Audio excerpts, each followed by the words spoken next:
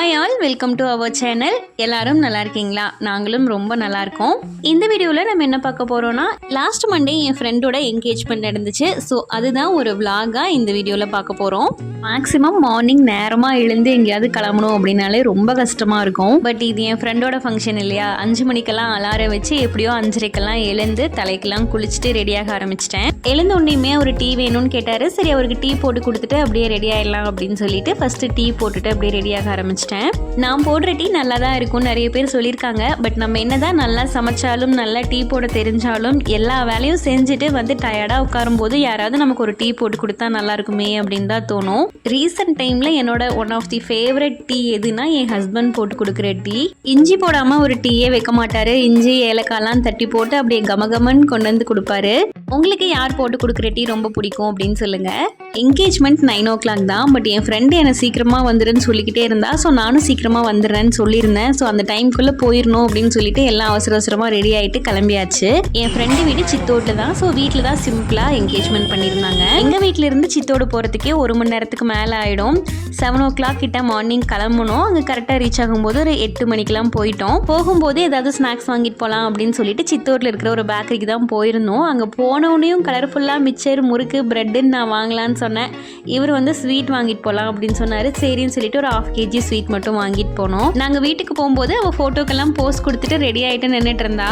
எப்போவுமே சுடியிலேயே பார்த்துட்டு டிஃப்ரெண்ட்டாக சாரீ எல்லாம் கட்டி பொண்ணு புள்ள மாதிரி ரொம்ப அழகாக இருந்தா. எங்கள் ஃப்ரெண்ட்ஸ் செட்லேயே ஒரு லாங் வெயிட்டட் ஃபங்க்ஷன் தான் இவளோட ஃபங்க்ஷன் தான். ஏன்னா எப்போவுமே இவளோட மேரேஜ் பற்றி தான் பேசிக்கிட்டே இருப்போம். அவளுக்கு மட்டும் இல்லை, இது எங்கள் எல்லாருக்குமே ஒரு ஹாப்பியான மூமெண்ட் தான். நாங்கள் ஃபோட்டோஸ் எடுத்துகிட்டு இருக்கும் போதே மாப்பிள்ளை வீடும் வந்துட்டாங்க. ஸோ அவங்க வந்ததுக்கப்புறமா மாப்பிள்ளை வீடு சைட்லேருந்து பொண்ணுக்கு பூவெல்லாம் வைப்பாங்க இல்லையா, ஸோ அந்த ப்ராசஸ் எல்லாம் போயிட்டு இருந்துச்சு. வந்த கெஸ்ட் எல்லாருக்குமே அவள் காஃபி எல்லாம் கொண்டு போய் கொடுத்தா. அப்புறம் என்கேஜ்மெண்ட்டும் ஸ்டார்ட் ஆயிடுச்சு.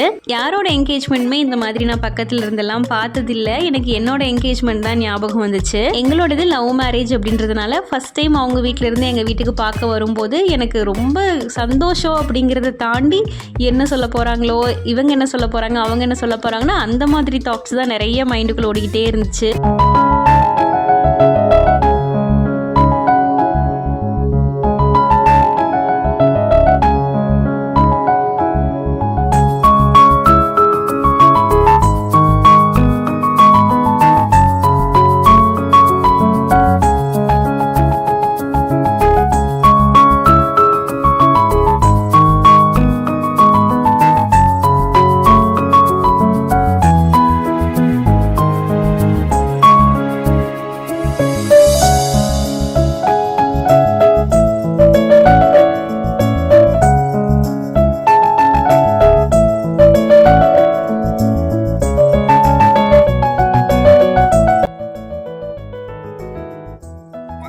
பேத்தியும் தீவு திரு ரமேஷ்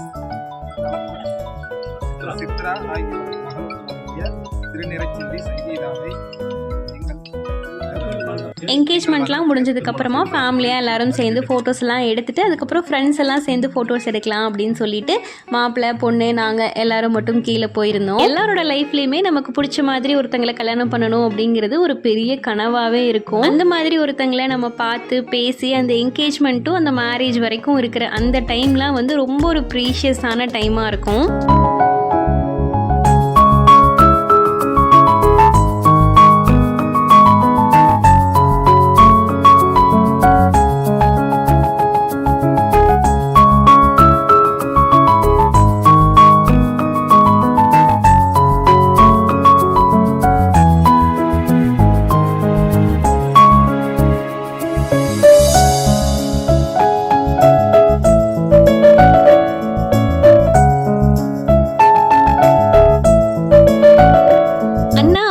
சர்ப்ரைஸாக பொக்கே வாங்கிட்டு வந்துருந்தாங்க. ஸோ அது கொடுக்கும்போது ஃப்ரெண்ட்ஸ் எல்லாருமே நாங்கள் சுற்றி தான் நின்றுட்டு இருந்தோம். ஸோ எல்லாரும் மாற்றி மாற்றி கலாய்க்கும் போது அவங்க 2 பேர் ஃபேஸ்லேயுமே அவ்வளோ ஷை இருந்துச்சு.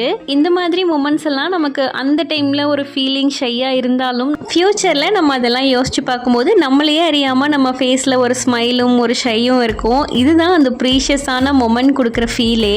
ஃபோட்டோஸ் எல்லாம் எடுத்து முடிச்சுட்டு சரி நம்ம வந்த வேலையை பார்ப்போம் அப்படின்னு சொல்லிட்டு சாப்பிட்றதுக்கு மேலே வந்தாச்சு. ஃப்ரெண்ட்ஸ் எல்லாம் சேர்ந்து ஒன்றா உட்காந்து சாப்பிட்டுட்டு ஃபோட்டோஸ்லாம் எடுத்துட்டு கொஞ்சம் நேரம் உட்காந்து பேசிகிட்டு இருந்தோம். பொண்ணு வீட்டிலேருந்து மாப்பிள்ளை வீட்டுக்கு போகிறதுக்காக எல்லாரும் ரெடி ஆகிட்டு இருந்தாங்க. நாங்களும் வேலையெல்லாம் முடிச்சுட்டு வீட்டுக்கு கிளம்பிட்டோம்.